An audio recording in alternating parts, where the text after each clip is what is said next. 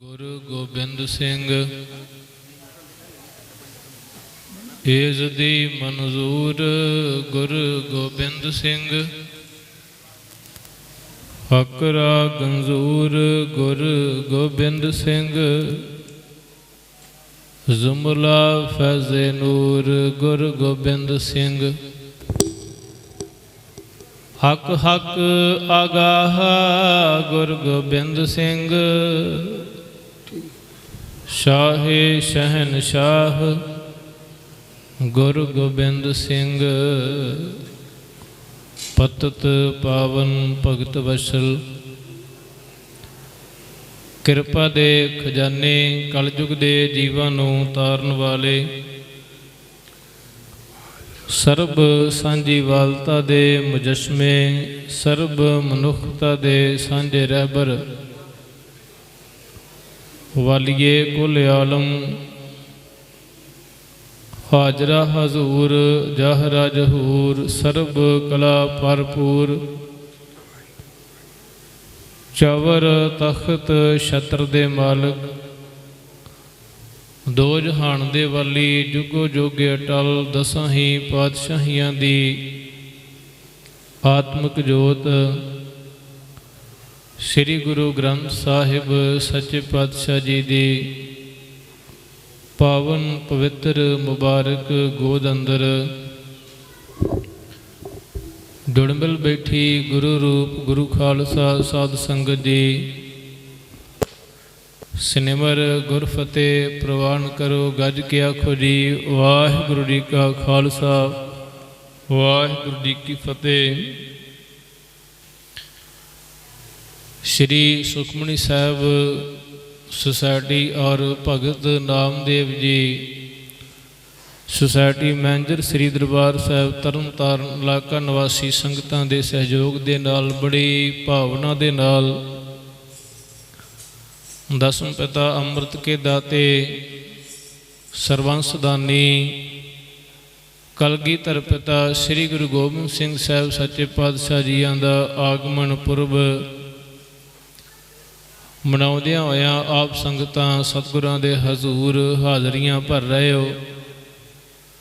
अपनी अकीदत शरधा भावना प्रगट कर रहे हो। धन श्री गुरु गोबिंद सिंह साहब सच्चे पातशाह जियां दा जीवन कोई भी मनुख मात्र भावना दे नाल जदों पढ़दा सुनदा है ना ते वो एक विस्माद में चला जाता है। हर सिख के वास्ते धन गुरु गोबिंद सिंह साहब सच्चे पातशाह जी रब हन खुदा हन अकाल हन। पर जदों अन मतां दे दूजे मतां दे विद्वानां नूं पढ़ीदा है वो भी धन गुरु गोबिंद सिंह साहब सच्चे पातशाह जियां दे बाबत लिखते हैं भी दुनिया के दूजे पैगंबरां नूं वेखीए उन्हां दी करनी नूं वेखीए। एक पासे धन गुरु गोबिंद सिंह साहब सच्चे पातशाह जियां दी करनी नूं वेखीए ते न्याय दे नाल गल करिए ते फिर कहना बनता है भी वो धरती दी न्याई ने ते धन गुरु गोबिंद सिंह साहब सच्चे पातशाह जी आकाश की न्याई ने। और अल्लाह यार जोगी कहता है कि श्री गुरु गोबिंद सिंह साहब सच्चे पातशाह जी की समानता किसी होर धर्म के पैगंबर के नाल नहीं की जा सकती क्योंकि उन्हां दा सानी कोई नहीं। और भावना वाला सिख ही गल कहता है भी उन्हां वर्गा ना कोई सी ना है और ना ही शायद अगे होवेगा। इंसाफ करे जी में जमाना तो यकीन है। कह दे गुरु गोबिंद सिंह का सानी ही नहीं है। करतार की सौगंध है नानक की कसम है। जितनी भी तारीफ करूं गोबिंद की वो कम है। कहते उन्होंने जिन्नी भी तारीफ की जाए वो उन्हां दी शोभा नूं मुकम्मल बयान नहीं कर सकती। ਸਾਰੀ ਉਮਰ ਹੀ ਆਪਣੀ ਰਸਨਿਆਂ ਦਾ ਨਾਲ ਜੇ ਉਹਨਾਂ ਦੀ ਉਪਮਾ ਕਰਦੇ ਰਹੀਏ ਤੇ ਇਸ ਤਰ੍ਹਾਂ ਹੋਵੇਗਾ ਜਿਵੇਂ ਸਮੁੰਦਰ ਦੇ ਵਿੱਚੋਂ ਬੂੰਦ ਦੀ ਨਿਆਈ ਆਪਾਂ ਉਹਨਾਂ ਦੀ ਉਪਮਾ ਕੀਤੀ ਹੈ।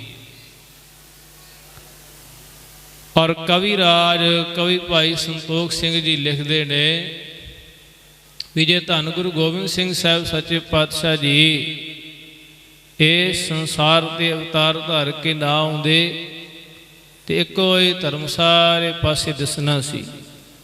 ਦੀਨੇ ਇਸਲਾਮ ਸਾਰਿਆਂ ਨੇ ਕਲਮਾ ਪੜ੍ਹਨੀਆਂ ਸੀ, ਸਾਰੇ ਕੁਰਾਨ ਦੇ ਉਪਾਸ਼ਕ ਹੋਣੇ ਸੀ। ਕੇਵਲ ਤੇ ਕੇਵਲ ਮਸਜਿਦਾਂ ਹੀ ਸਾਰੇ ਪਾਸੇ ਨਜ਼ਰ ਆਉਣੀਆਂ ਸੀ।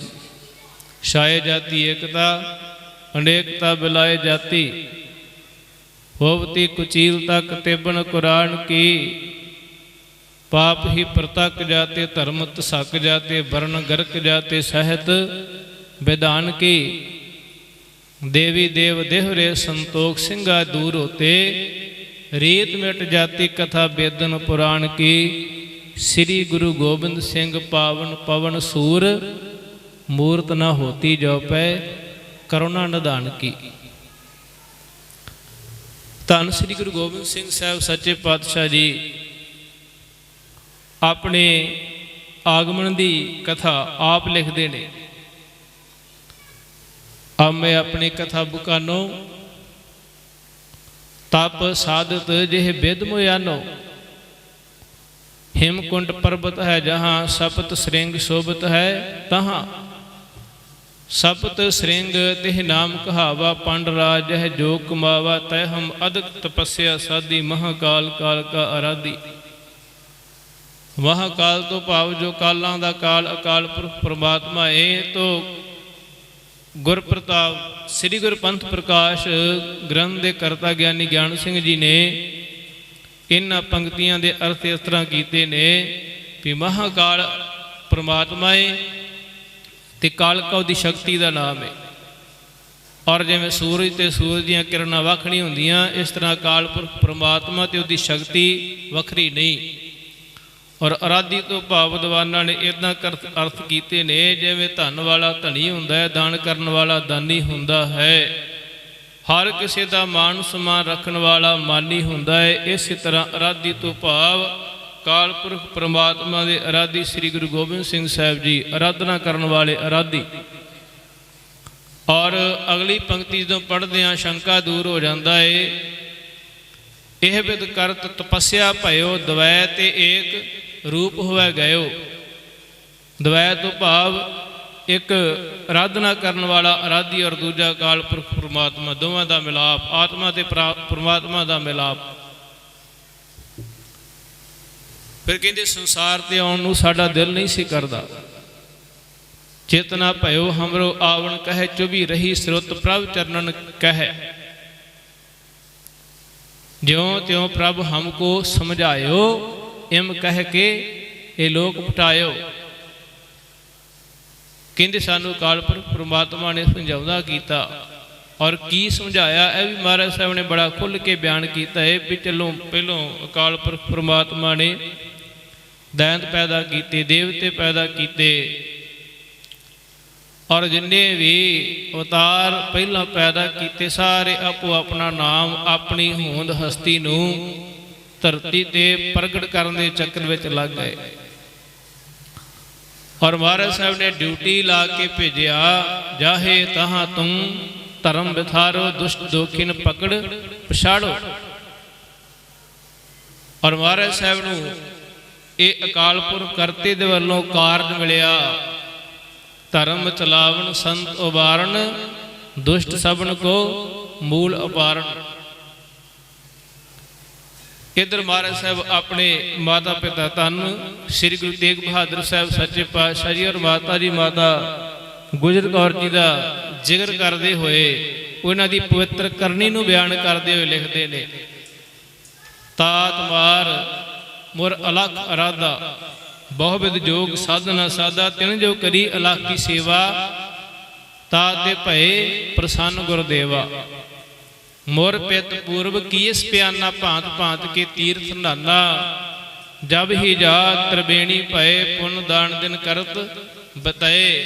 तहीं प्रकाश हमारा भयो, पटना शहर विखे भव लयो। कहते पटना साहिब की पावन पवित्र धरती ते साडा आगमन होया। मदर देश हमको ले आए, भांत भांत दायल दुलराए, किन्नी अणक भांत तन रक्षा दीनी, भांत भांत की शिक्षा। धन श्री गुरु तेग बहादुर साहब सच्चे पातशाह जियां दे गृह विखे माता जी माता गुजर कौर जी की पावन कुख तो बाल गोबिंद राय जी का आगाज होया। और साध संगत जो अकाल पुरख परमात्मा ने उन्हों की ड्यूटी लाई सी, महाराज साहब ने उस सफ़र पटना साहब की धरती तो परा आरंभ किया। और ये सफ़र सन 1666 दे विच पोह सुदी 7वीं नूं प्रारंभ होया। 42 साल की उम्र दे विच महाराज साहब ने हजूर साहब नंदेड़ की धरती दे विच 1708 दे विच पंज भूतक शरीर दे सवेत ही महाराज साहब सचखंड गए ने। ते और इन्ने समय विच धरती मनुखता दी झोली दे विच महाराज साहब ने बेअंत गुण बेअंत रहमतां पाईयां। बेअंत नूं ही महाराज साहब ने तारिया है। और जिवें पातशाही दे बचन ने ना घट घट के अंतर की जानत भले बुरे की पीर प्रशांत अंतरजामी सोपरा पूरा दान दे साधु की धूरा। जिथे महाराज साहब की गुरबाणी धन गुरु गोबिंद सिंह साहब सच्चे पातशाह जी अकाल पुरख परमात्मा नूं कहंदे ने वो अंतरजामी ने, सतगुरु जी भी अंतरजामी ने। मैं संखेप दे विच दृष्टांत दे के समाप्ति वाल लावांगा।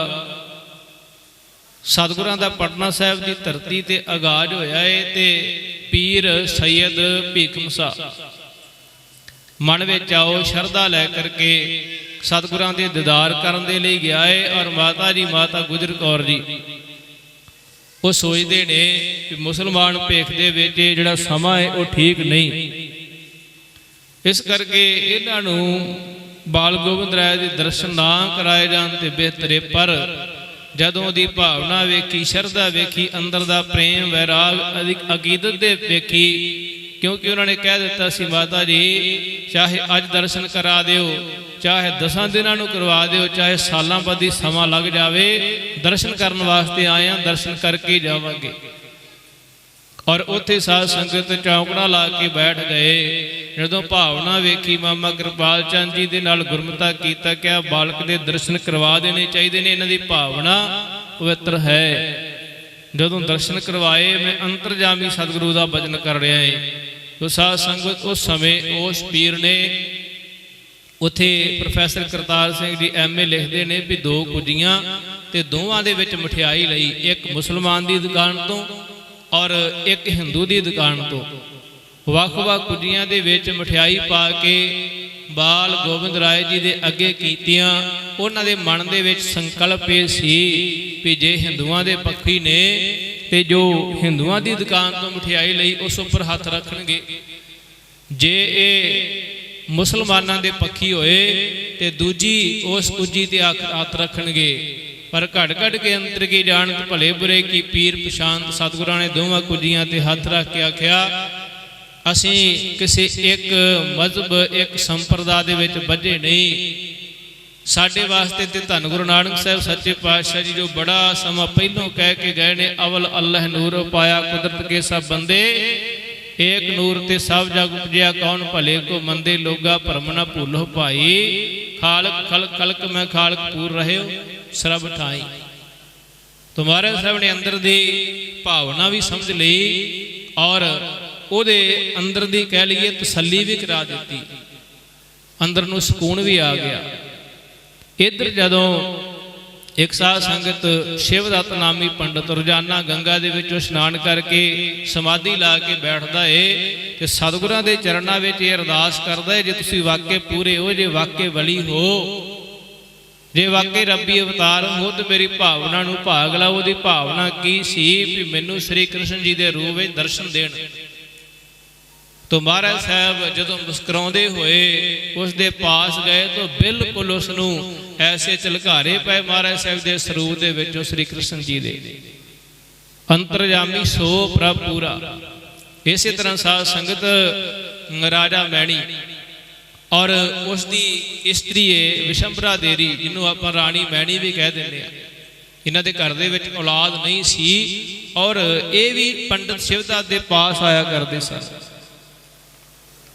जदों पंडित शिवदास ने दसिया भी वाकई बाल गोबिंद राय बड़ी करनी वाले, बड़ी कृपा वाले, खुद खुदा का स्वरूप ही धरती ते आए ने, तुहानूं उन्हां दे पास बेनती करनी चाहिए। और बेनती ये नहीं भी जा करके करो, भावना प्रेम के नाल वैराग दे नाल बेनती करनी पवेगी।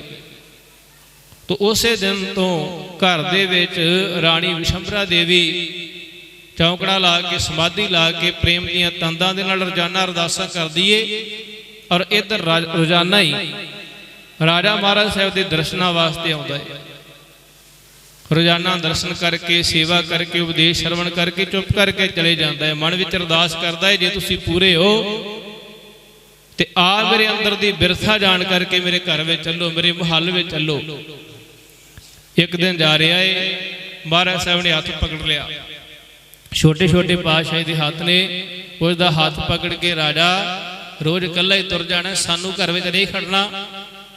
तो साध संगत जो महाराज साहब ने ऐसे वचन किए तो वैराग के नाल चेहरा भर गया। दोवें हाथ जोड़ के कहता, पातशाह जी असीं ते उस दिन नूं उड़ीकदे पे हां, कदों तुसीं साडे महल नूं भाग लाओ। महाराज साहब आप चल के गए तो अगे साध संगत राणी ने फिर जिन्नियां भी दासियां सन एको जिहा पहरावा पहन लिया। महाराज साहब अंतरजानी में ते खुद पहचान करन, महाराज साहब जा करके राणी की गोद में बैठ गए। उन्हें बेनती की, महाराज साहब आप जैसा सुपुत्र कृपा करके, महाराज कहते साडे वर्गे असीं आ। तो नाल ही उन्होंने माता जी कह दिता। फिर दूजा उन्होंने मन के संकल्प थी कि महाराज साहब वास्ते प्रसादा तैयार या छोले भंगूर तैयार किया सी, चौंकी में रखिया सी। महाराज साहब ने आप मंग करके लिया। समा जिहड़ा साध संगत इत्थे समाप्त है। ये लड़ी बड़ी लंबी है। अगे चलिए, धन श्री गुरु गोबिंद सिंह साहब सच्चे पातशाही की पावन पवित्र हजूरी में आनंदपुर साहब की धरती ते एक पंडित आया, नमस्कार की ते नमस्कार करके बैठ गया। महाराज साहब अपनी रमज दे विच आनंद विच बैठे सन। इन्हें नूं एक किरती दसा नवां की किरत करने वाला गरीब बड़ा सिख आया। आके महाराज साहब जी के चरणों ते अपना शीश रखिया, भावना के नाल नेत्र भर के महाराज साहब के दीदार कर लिया। सतगुरां ने मोढे तो फड़ करके उठाया और अपने कलावे में ले लिया। बड़ा प्रेम किया। पुछया, भाई घर परिवार सब सुख सांदे? कहंदा, महाराज साहब आप जी की कृपा है, आनंद मंगल है। जदों साध संगत महाराज साहब ने बड़े प्रेम के नाल उसका सिर पलोसिया, हाल चाल पुछया, तो उस पंडित के मन के विच ईर्खा आ गई भी मैं घर परिवार छड्डिया, मैं तो अपनी रसना तो राम राम जपदा रहना, पर इस गरीबड़े जे नाल इन्ना प्रेम क्यों? घट घट के अंतर की जानत महाराज साहब जान गए। सिखां नूं महाराज साहब ने इशारा किया भी एक थाली लैके आओ और नाल जल लैके आओ। महाराज साहब का हुक्म सत वचन कह के मन्निया गुरसिखा ने। उस वेले थाली ते जल लै आंदा। महाराज साहब ने जल दे नाल थाली भर दी और उस पंडित के हाथ में फड़ा करके कहते, भाई चार प्रकरमा करनियां साडियां रसंगत दियां, चेते रखी इस थाली दे विच एक तुपता भी पानी जिहड़ा बाहर नहीं डुलना चाहिए। उन्हें साध संगत चार प्रकरमा कीतियां। रत्ता जिन्नी भी शरीर दे विच हत्थां दे विच जिन्हां हत्थां विच थाली फड़ी सी हरकत नहीं होण दित्ती, पानी नहीं डुलिया। मन विच बड़ी खुशी लैके महाराज साहब दे पास आया भी शायद मैं प्रीख्या विचों पास हो गया, जो महाराज साहब ने कहा सी कर दिता है। कहन लगा, सतगुरु जी एक बूंद भी पानी बाहर नहीं डुला। महाराज साहब कहन लगे, एक गल दस, इन्ने अरसे विच जदों चार परिक्रमा करदा सी अपने राम नूं कितनी बार चेते कीता ही? कहन लगा, महाराज एक बार भी नहीं। सतगुरु जी ने बिल्कुल जो तू मन में संकल्प लिया सी ना भी इस गरीबड़े सिख नाल इन्ना प्रेम क्यों? कहन लगे, दसा नवां दी किरत भी करदा है, परिवार भी पालदा है, ਔਰ ਜਿਵੇਂ ਭਗਤ ਜੀ ਕਹਿੰਦੇ ਨਾ, ਹਾਥ ਪਾਉ ਕਰ ਕਾਮ ਸਭ ਚੀਤ ਨਿਰੰਜਨ ਨਾਲ, ਹਿਰਦੇ ਵਿੱਚ ਪ੍ਰਮਾਤਮਾ ਦੀ ਯਾਦ ਸੰਭਾਲੀ ਰੱਖਦਾ ਹੈ।